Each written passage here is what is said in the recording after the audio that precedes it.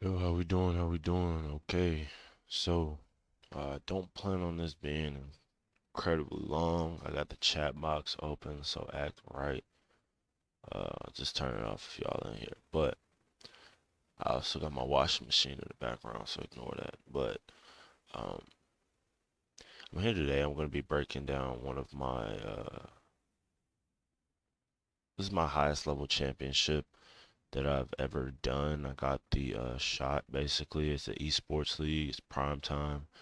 You have Primetime ESFL and then VFL Gringo right now that are the highest competition leagues.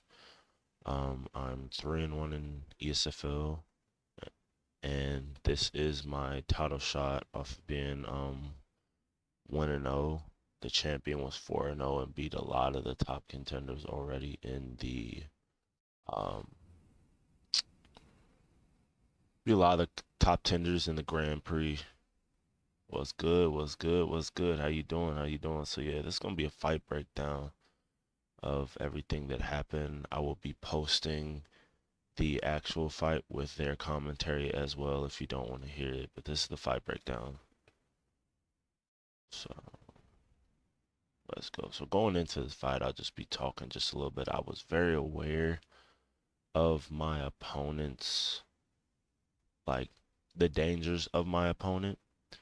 So that's one thing that always gives me an edge. I'm very good at being able to tell my opponent's actual skill levels, right? What they're actually dangerous at. So my real goal was to um, take away as many of his weapons and win as many rounds as I could, since he's like known as a cheeser and a grappler. And then I also had the choice of weight, and I took him to featherweight, just probably just because it's the best weight I think for me as a striker. So here we are. Right away, we have here.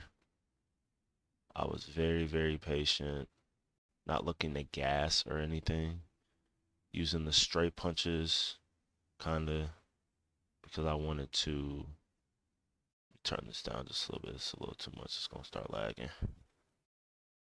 I was using a lot of straight punches because I wanted to, um, want to make sure that I was getting out of the way of the clinches. So like that right there, right? It gets this one, and then I race out of that, pushing them off. So I'm just staying locked in, denied that, taking my time, went to the back here. I tried to drag, nope. Okay, so that was one takedown for me that I was trying to get. And a lot of people sometimes are asking, like, why were you trying to take him down in the fight? Biggest reason why I try to take down cheesers or grapplers is because a lot of the times when they're in defensive grappling positions, they tend to make mistakes, you know? So I was just trying to see what I can do. Right here, some trades here. I don't know if they were smart, but yeah. So I pre-denied that takedown there. Just being ready. He gets the clinch. I deny.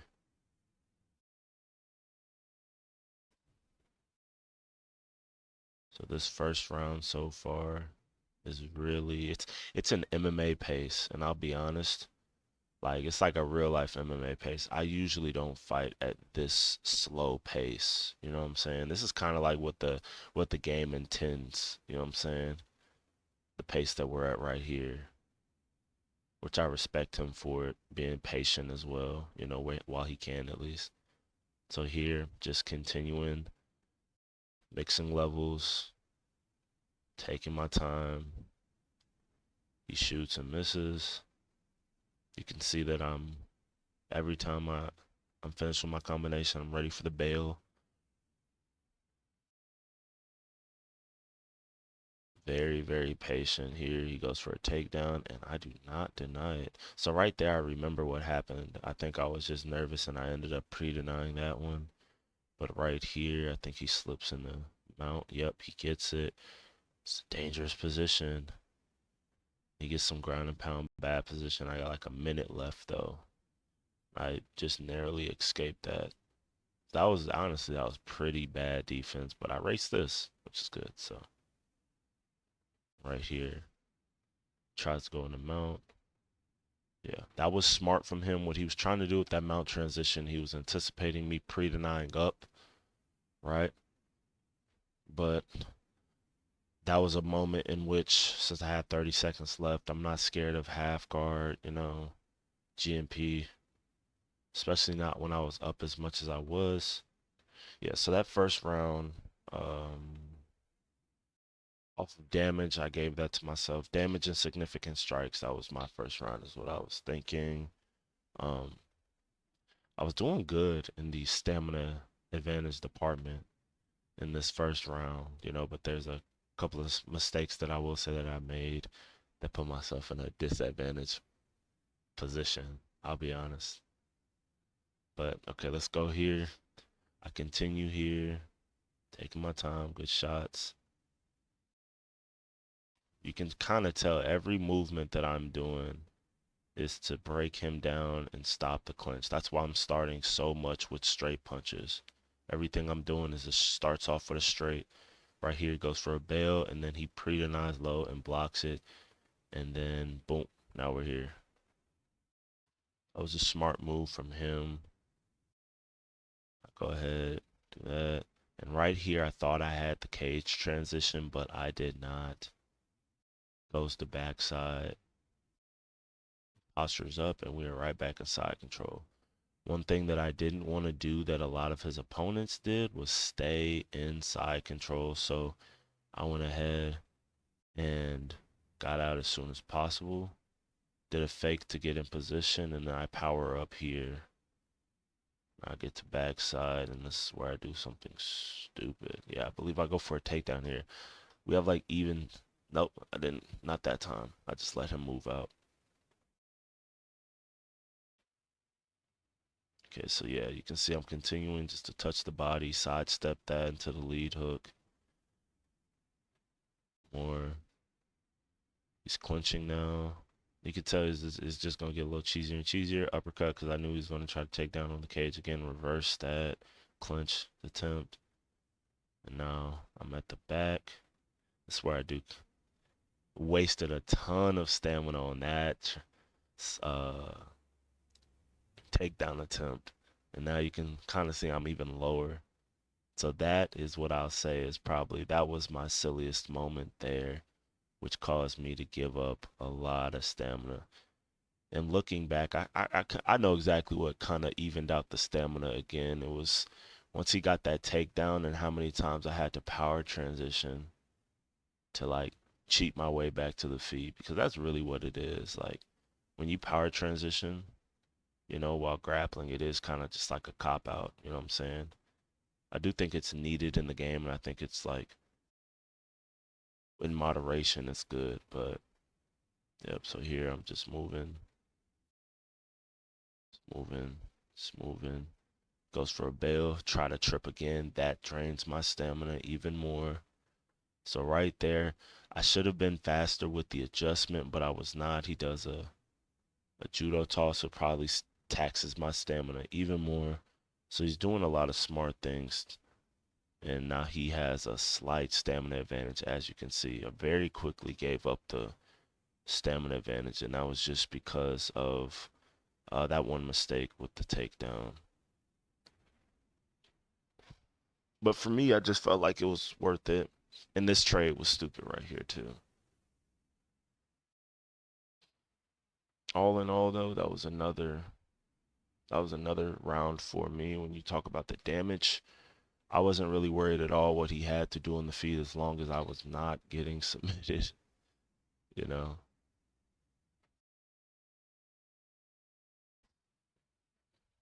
So that's 2-0 me now.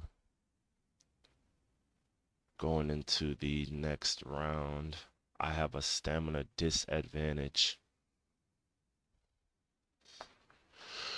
You can see how quickly things can turn around. The one thing that is good though, the best thing about this situation is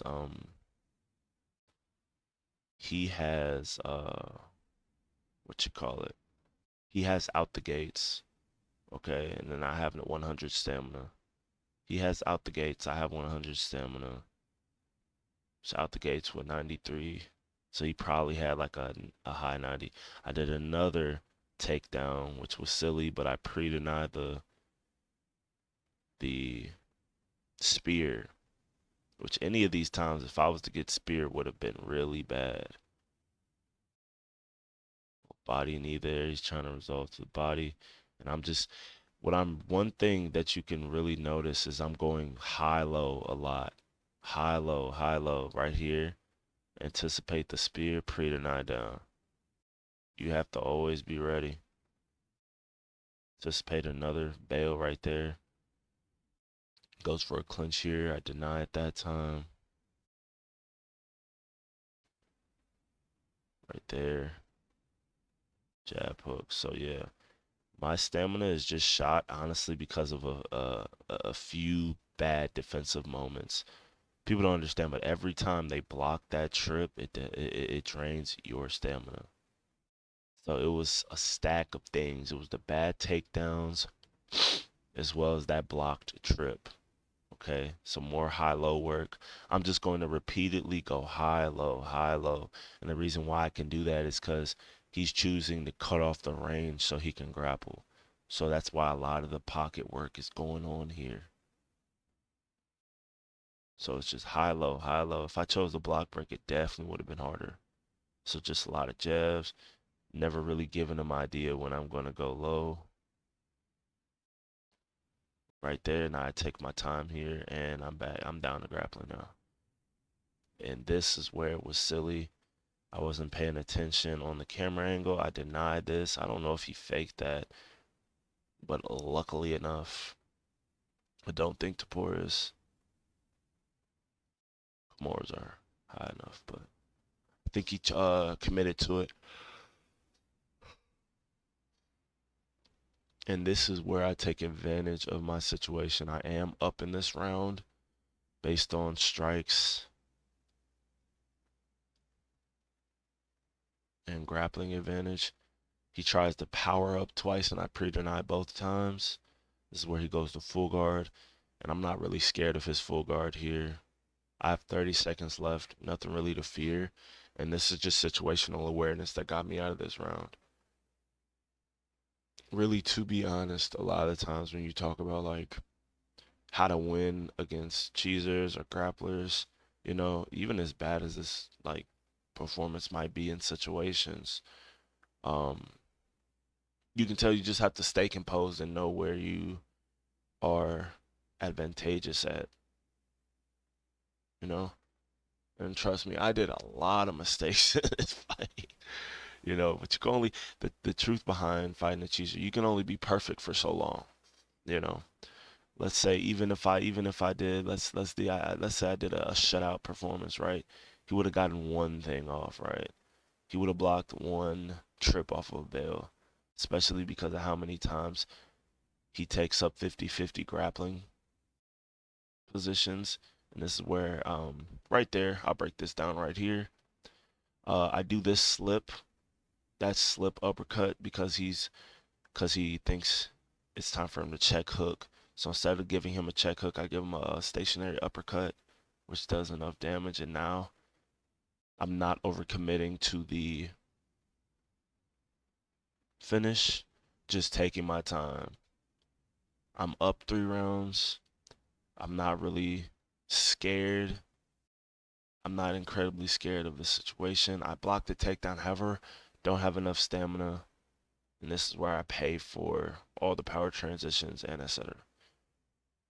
But still, right here, I'm kind of middle of the cage. I'm still going to power into half guard, partially just because I respect his grappling so much. Taking my time here. Deny that. He gets mount now. I power up. Silly decision. He waits and gets that crazy armbar. Now this right here, I'll be honest, felt like it was over, but to my surprise, 100 sub defense means something. So I get up this time, give him a bow, he instantly shoots. I try to deny up, he goes down to side control. This puts us in another bad situation here. Right here, I believe I power again. Okay. So right here, I think I tried an undeniable. I was so nervous I messed it up. He goes for the Darce choke, another bad situation. I drain. He goes for it, but it's very, very weak. And I go into side control, and this is where I get up again. I kind of sensed in the moment, okay, my grappling is kind of hidden. It's in the gutter right now. So really what saved me in this matchup, and I'll be honest, a lot of what did me well in my fight was strategy, patience, and pick selection, right? I knew I was going against a cheeser. I knew I would need good sub defense. My friend, Whimpering Ian, told me, you know, that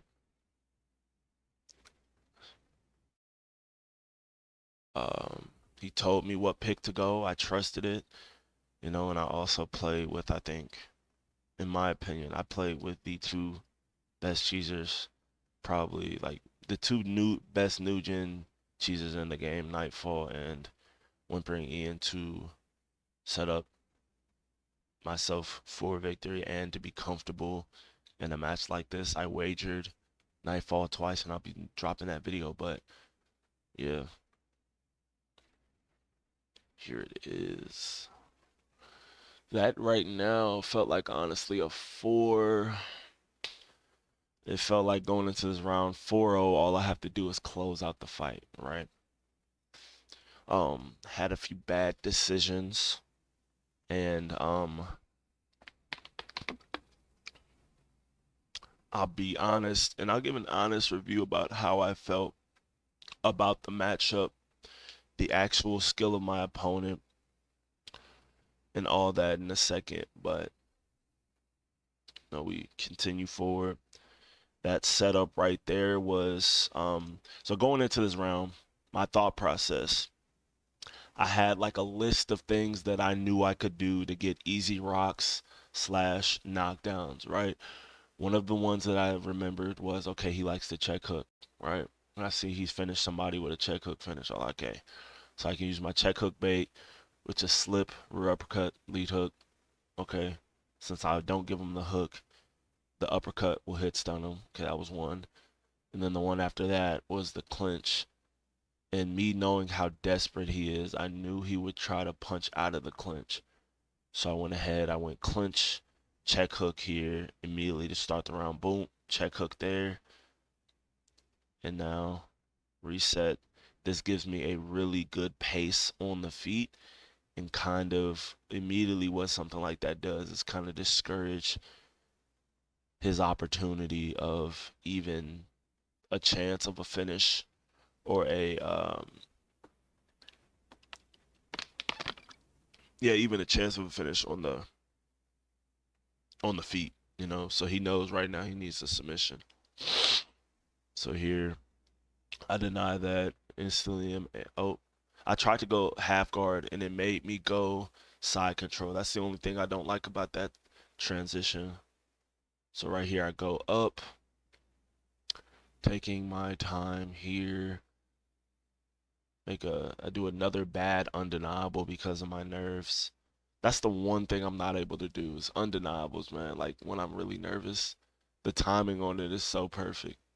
Here I go for the trip because I knew for a fact he didn't just want, you know, he wanted something big.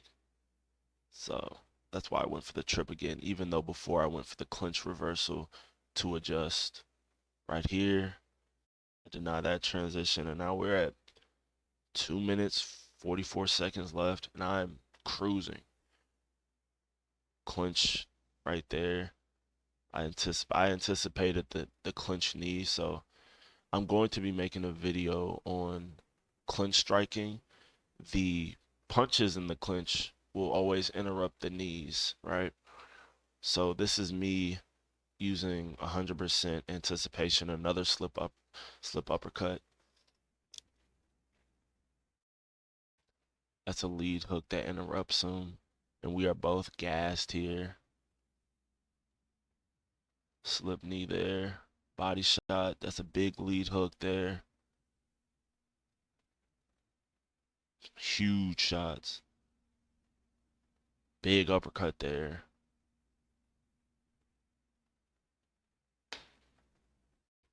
So yeah, right here, just making sure not to give him any give me's. He gets this transition here.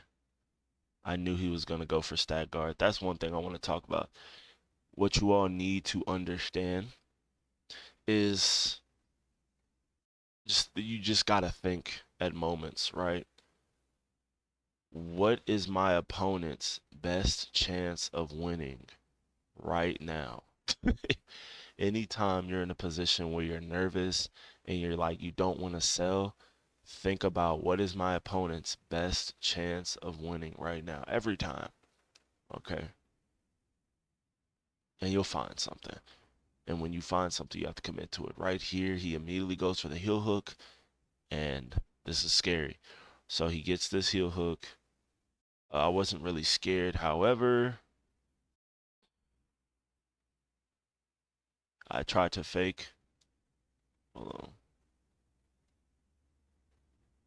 Oh yeah. So right here, just so you understand why he got this, even though I get to 0, there's an exploit in which you can always deny the heel hook no matter what um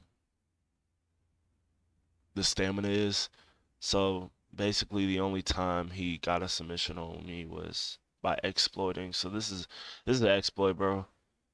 He denies it and then gets the transition there. I can't race out, is what it is. He didn't really get any much from it. And now he has 40 or so seconds. I know the only good sub from here is a Darce choke, so I wait for the Darce once again, asking myself what is the best way for him to win the fight. Darce, just wait for the Darce, deny it, easy. So I showed a few moments of IQ, you know. He wanted to just cheese grappling, so I'm just gonna be like, hey man, I won the fight, taking my time here. I give him another bow for respect. You know, he wants something big, and I sit him down for the end of the fight. So that right there was my championship fight. I don't think I don't really know what he expected from the scorecards, being that he got dominated for 5 rounds in the damage department. But he had some scary moments in there. Um, the one thing that I respect, though I don't think he is a good player, I think he is dangerous. Okay, and being a dangerous, and sometimes desperate is a word as well. Dangerous and desperate, that is what makes a lot of players really good in comp. And another thing about Willie Genius, he does not have nerves when he fights.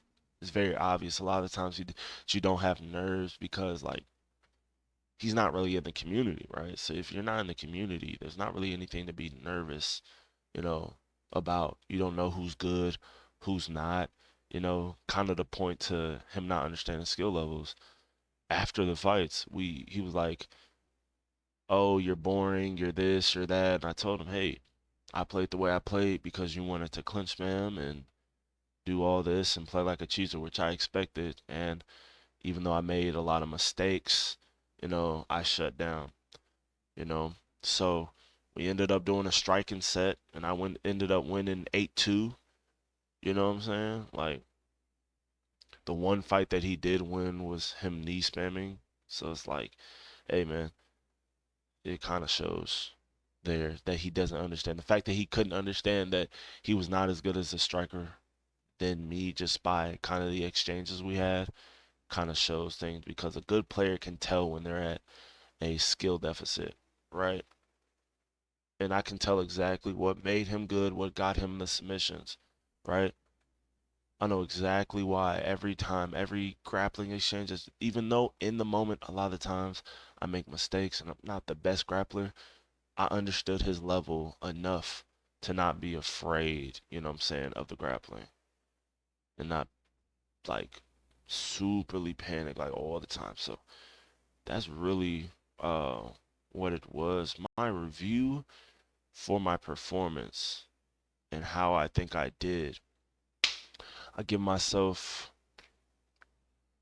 like a 6. I'll be honest. That was like a 6 out of 10 performance. Um the game plan was a 10 out of 10. 10 out of 10 on the game plan, 10 out of 10 execution, but the actual performance itself was like a 5 out of 10, 6 out of 10 versus what I could have done. And that's just because um I didn't think about how much stamina it would take away from me if I did like um those takedowns from the back, right? So thinking about that in advance, next time if I'm going against a grappler, I will think about that. So it's really two things. I say three things that killed my stamina. The power transitions on the ground, which in my opinion I believe were needed, just because I didn't want to stay in certain positions for too long.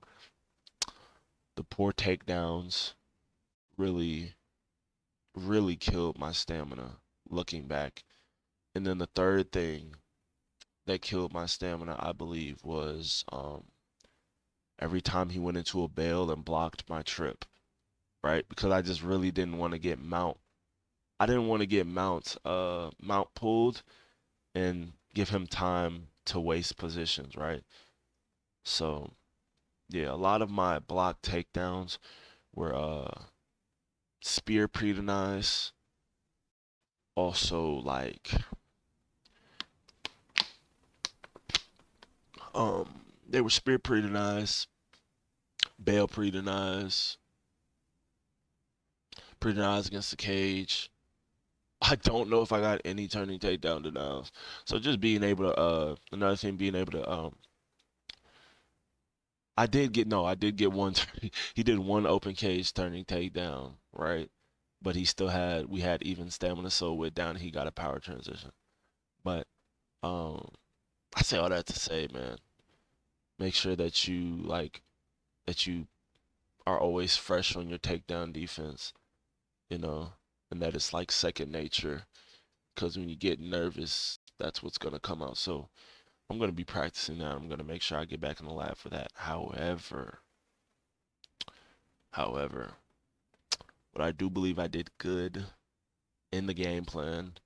I think I waited for the exact and right moment to do each bait that I wanted to do.